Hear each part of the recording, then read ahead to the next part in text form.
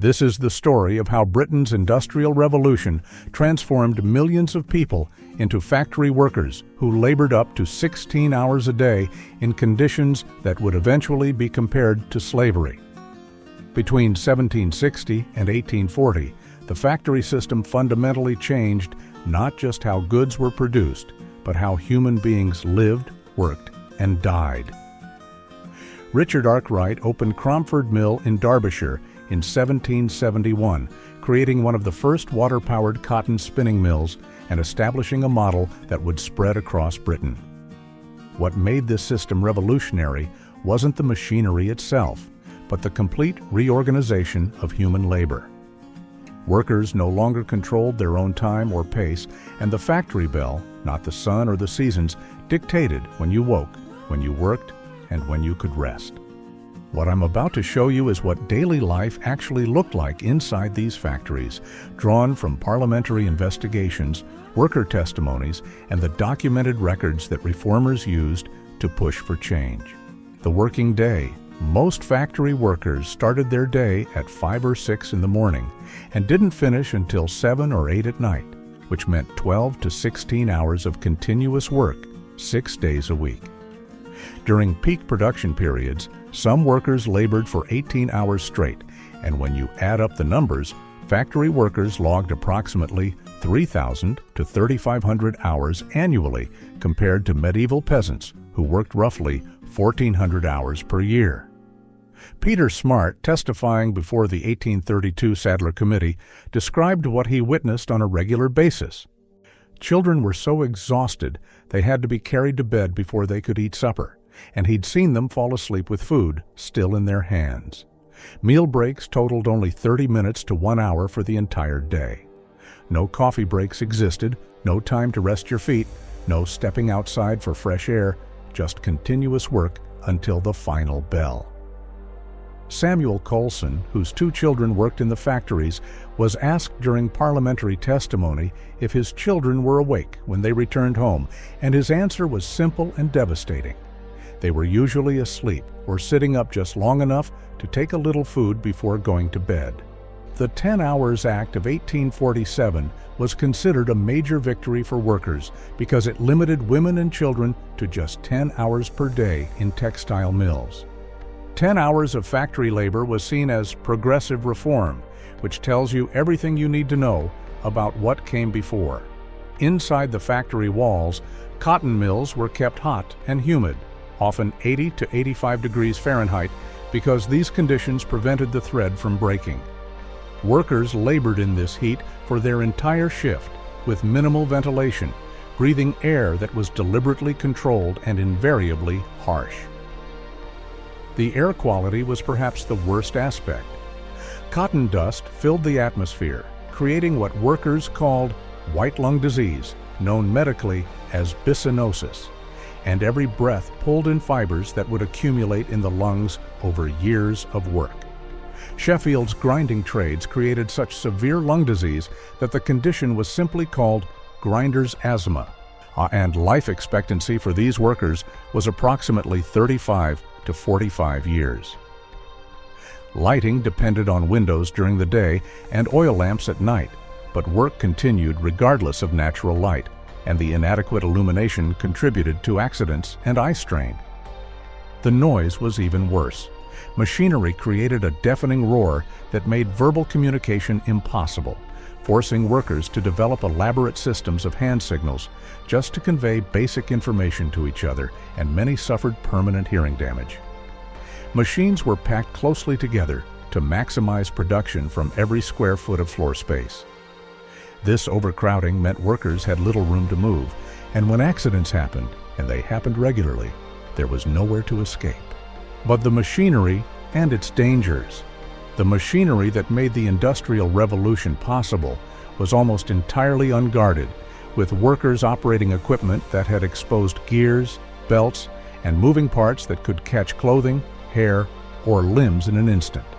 No safety regulations required guards or shields on this equipment until the Factory Act of 1844, and even then, enforcement was minimal, with only 4 factory inspectors for the entire country initially.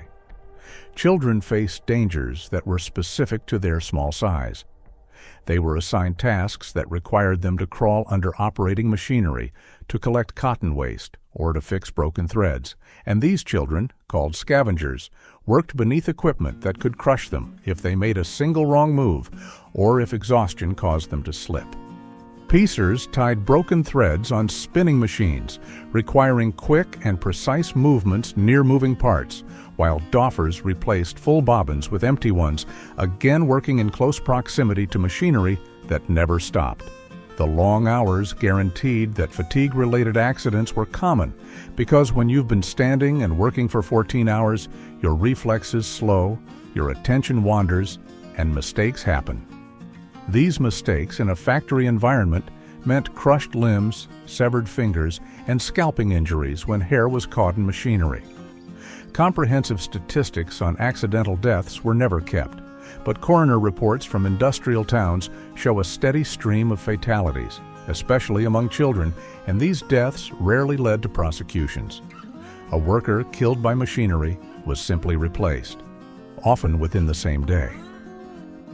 The children as young as 5 or 6 worked in these facilities, though 7 to 13 was more common, and before the 1833 Factory Act, children comprised approximately 1/3 of the textile mill workforce. Parish orphans, some as young as 4 years old, were sent from workhouses to factory towns where they became apprentices, bound to their employers until age 21.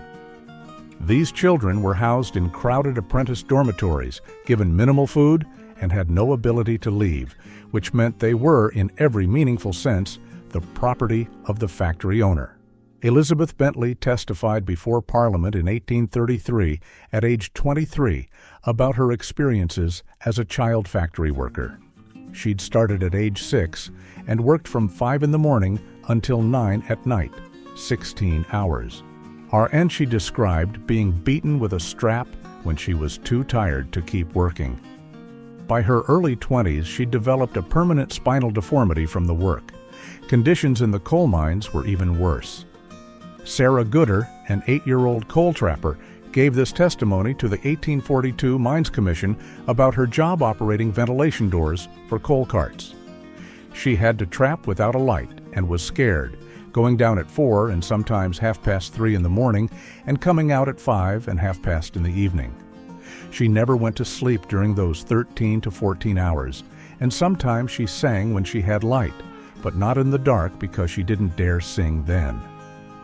Ellison Jack, age 11, and described being taken into the mines at 2 in the morning by his father and not emerging until 1 or 2 the following afternoon, having to carry his burden up 4 ladders before reaching the main road to the pit bottom.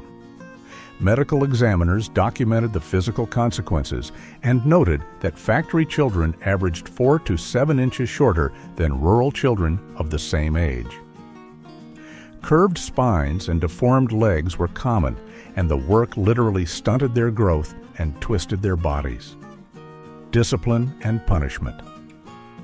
The factory system required absolute obedience and constant productivity, and overseers were often paid based on production output, which incentivized them to drive workers harder and longer.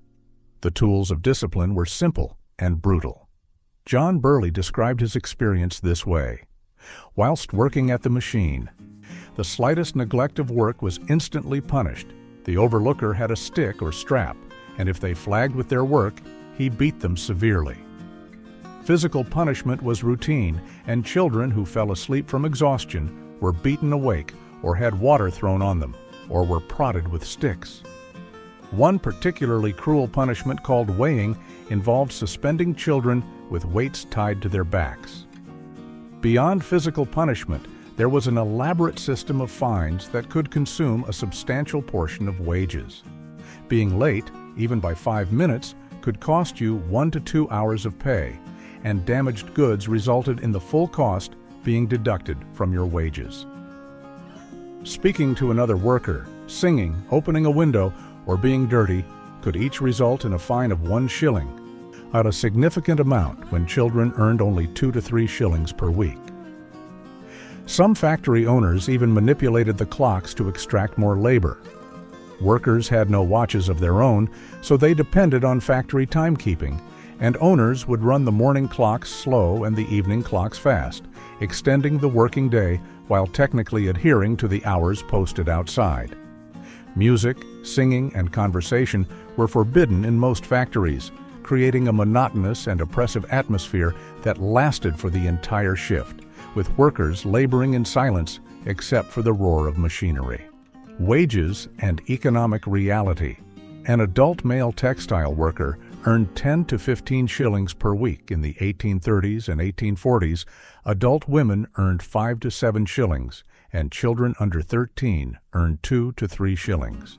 On a loaf of bread cost 8 to 10 pence, and rent for a single room was 2 to 3 shillings weekly, which helps put those wages in perspective.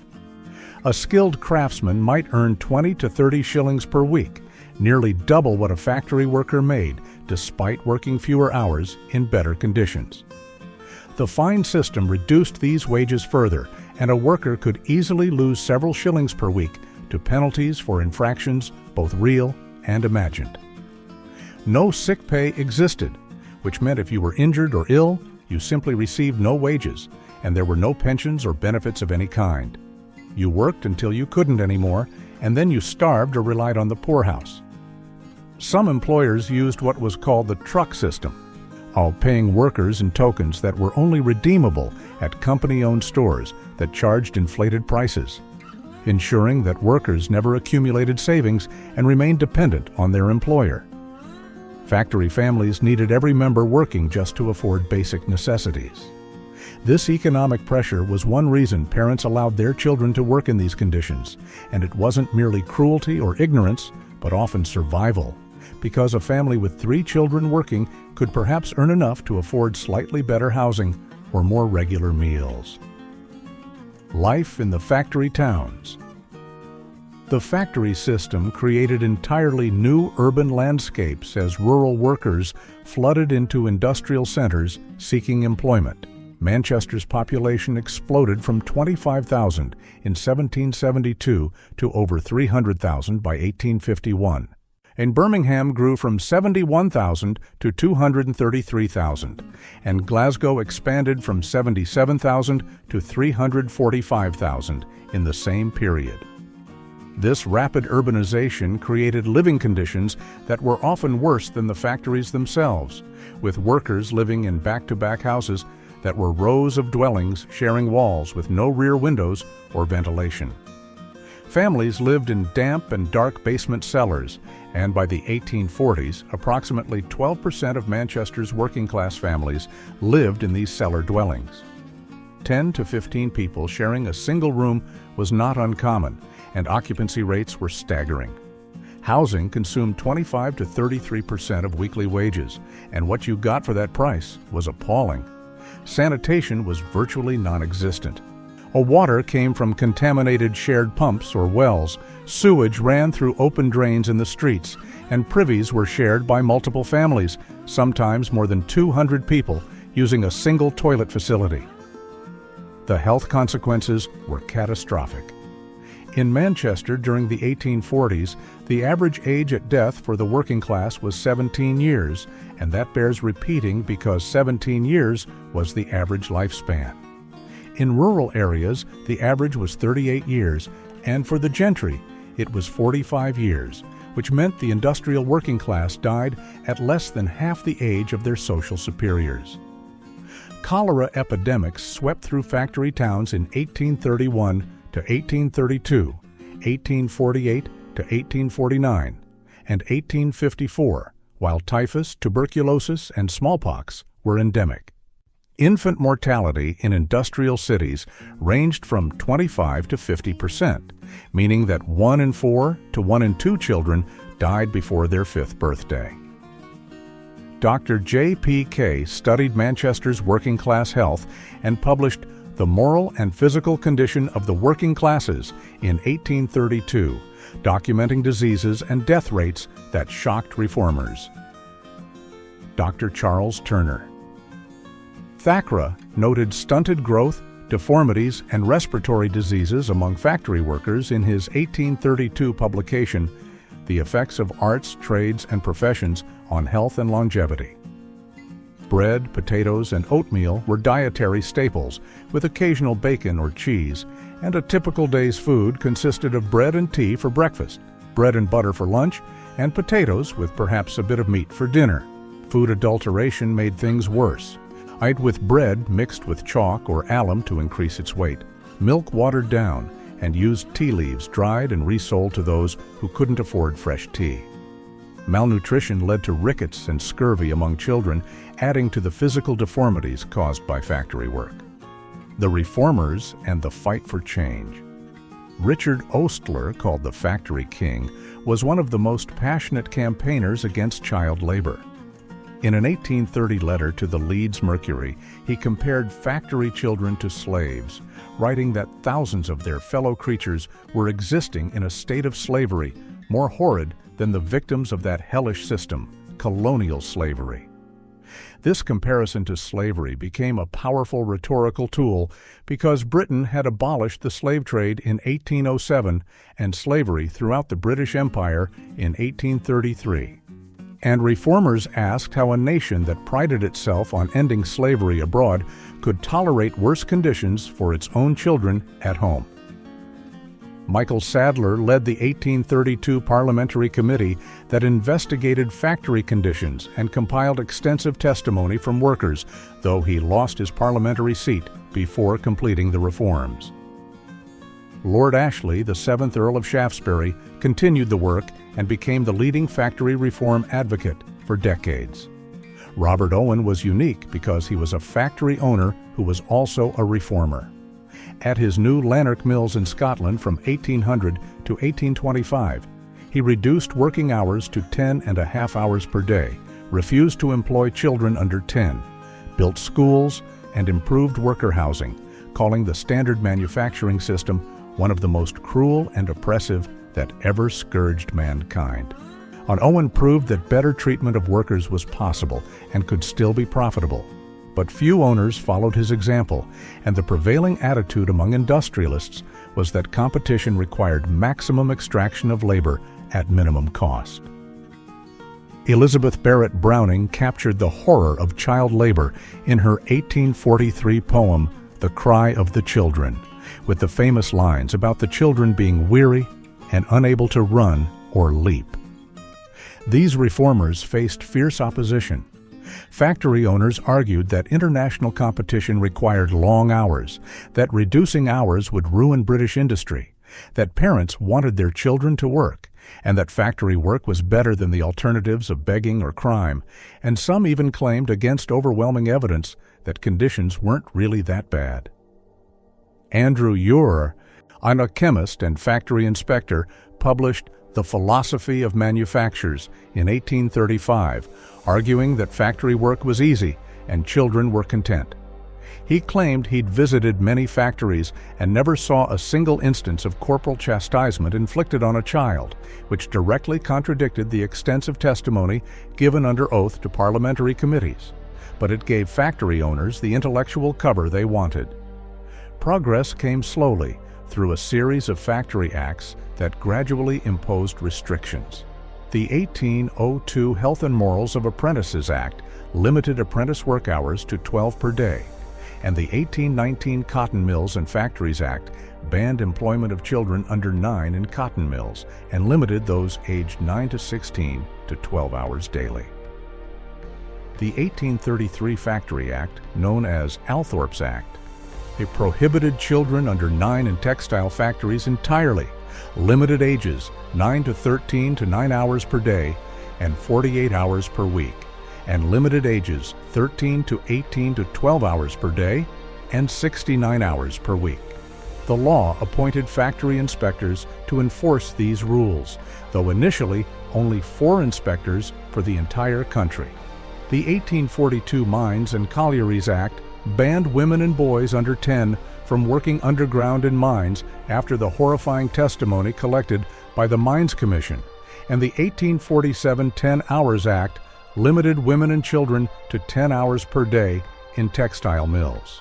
Factory owners found ways around these laws. After the 10 Hours Act, some used a relay system, where they rotated different groups of women and children through shifts, keeping machinery running 15 or more hours while technically complying with individual work hour limits. But the 1850 Factory Act closed this loophole by standardizing the working day to 10.5 hours, from 6 in the morning to 6 in the evening, with an hour and a half for meals.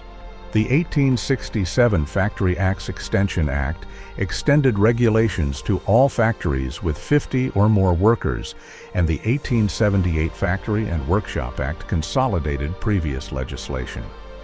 Each of these reforms was hard fought against fierce resistance from industrialists who predicted economic catastrophe if they couldn't work children to exhaustion. Worker resistance workers themselves tried to resist their exploitation, but the odds were stacked against them. The Luddites, textile workers who destroyed machinery between 1811 and 1816, believed machines were taking their jobs, and the government response was severe, including the death penalty for machine breaking. Early attempts to form trade unions faced legal barriers, with the Combination Acts of 1799 and 1800 making unions illegal. When these were repealed in 1824, unions remained weak because replacement workers were readily available. There were no strike funds to support workers during disputes. Workers risked blacklisting that would prevent them from finding any employment, and legal restrictions remained. The 1834 case of the Toll Puddle Martyrs illustrated the dangers of organizing when 6 farm workers were transported to Australia simply for forming a union. Strikes were generally unsuccessful and often resulted in workers starving before owners made concessions. Workers had almost no leverage in the system because they could be fired at will, replaced immediately, and blacklisted from future employment. The surplus of labor created by rural migration to cities meant that for every worker who complained or demanded better treatment, 10 more were waiting outside the factory gates. The broader context factory work, as horrific as it was, existed within a broader context of harsh working conditions across British society. Agricultural labor was also difficult, with long hours and low pay, though it offered seasonal variation, outdoor work, families working together, more autonomy, and better air quality. Domestic service meant extremely long hours but usually provided better food, wasn't as dangerous physically, and typically included housing, though treatment varied widely depending on the employer. In the cottage industry and handloom weaving that factories replaced allowed self-paced work, but wages were declining due to factory competition, seasonal unemployment was common, and child labor was still present, with poor conditions in cramped homes. In some ways, the factory system's very efficiency at concentrating workers made the exploitation more visible and documentable, because when thousands of workers were gathered in one location, reformers could see the conditions, hear the testimonies, and count the victims. The scattered misery of rural poverty or domestic abuse was harder to capture and quantify. Cotton imports grew from 11 million pounds in 1784 to 588 million pounds by 1850, and the Industrial Revolution produced enormous wealth. Coal production increased from 10 million tons in 1800 to 50 million tons by 1850, and iron production exploded from 68,000 tons in 1788 to 2.25 million tons by 1850. Britain became the workshop of the world, the first industrial superpower, and the wealthiest nation on earth. But this wealth was built on a foundation of human suffering that reformers spent decades fighting to ameliorate. What the evidence shows. The documentary record from this period is extensive and consistent, with parliamentary investigations collecting testimony under oath from hundreds of workers, doctors, factory owners, and inspectors. Medical professionals documented the health consequences, and factory acts were passed in response to documented abuses, not abstract concerns. The testimonies I've shared are from official records, are not exaggerations or propaganda, but sworn statements made to Parliament. When Elizabeth Bentley described being beaten as a 6-year-old worker, when Sarah Gooder described sitting in darkness for 13 hours, when Isabel Wilson described 33 years in coal mines that left her unable to walk. These were real people describing their real lives. The statistics on life expectancy, wages, housing conditions, and child mortality come from census data, wage books, medical reports, and economic records of the period. The 17-year average age of death in Manchester's working class wasn't a metaphor, but a mathematical calculation based on death registers. What makes this history particularly sobering is that the improvements that eventually came, the reduction in work hours, the gradual elimination of child labor, the introduction of safety requirements happened not because the system naturally evolved toward justice, but because reformers fought for decades against fierce opposition from those profiting from exploitation. Conclusion: factory life in 1800s. Britain represents a transformation in human existence that occurred within a single lifetime, with people who began their working lives in cottage industries or agricultural settings, living to see their grandchildren raised in industrial cities, working machines that didn't exist when they were born. The workers who testified before parliamentary committees, who survived with permanent disabilities, whose children died from industrial accidents or preventable diseases. These people weren't passive victims, but individuals navigating an economic system that valued their labor but not their humanity. The reforms that eventually improved conditions came from the documented evidence of suffering, and the Factory Acts weren't gifts from benevolent rulers, but concessions wrung from a system that would have continued indefinitely without intervention. When we consider labor rights, workplace safety, child labor laws, and limits on working hours today, we're inheriting protections that were established by people who saw firsthand what happens when profit is the only consideration. The testimony of Elizabeth Bentley, the statistics from Manchester, the children who died under machinery.